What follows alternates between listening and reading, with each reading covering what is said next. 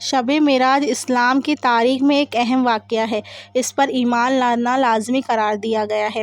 امام جعفر صادق رحمۃ اللہ علیہ نے فرمایا، جو معراج کے واقعے پر یقین نہیں رکھتا وہ ہم میں سے نہیں ہے۔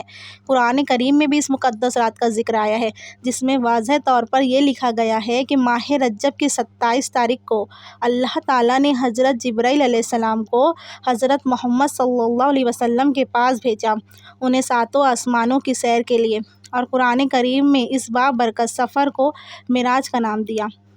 27 رجب کی رات حضرت جبرائیل علیہ السلام حضرت محمد صلی اللہ علیہ وسلم کے گھر حاضر ہوئے اور آپ صلی اللہ علیہ وسلم کو نیند سے بیدار کیا اور اللہ کا پیغام دیا۔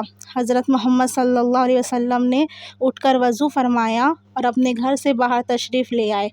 پہلے آپ صلی اللہ علیہ وسلم کعبہ تشریف لے گئے اور وہاں سے مسجد اقصیٰ تشریف لے گئے۔ مسجد اقصیٰ سے آپ صلی اللہ علیہ وسلم نے ساتوں آسمانوں کی طرف سفر شروع کیا۔ جب آپ صلی اللہ علیہ وسلم سدرۃ المنتہا پہنچے تو حضرت جبرائیل علیہ السلام نے عرض کیا کہ میرا اور آپ کا ساتھ یہاں تک ہی تھا، اس سے آگے جانے پر میں جل جاؤں گا۔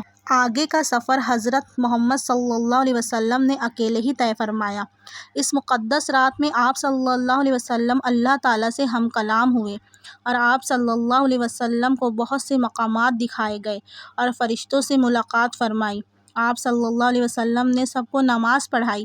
اس رات آپ صلی اللہ علیہ وسلم کو جنت اور دوزخ بھی دکھائے گئے۔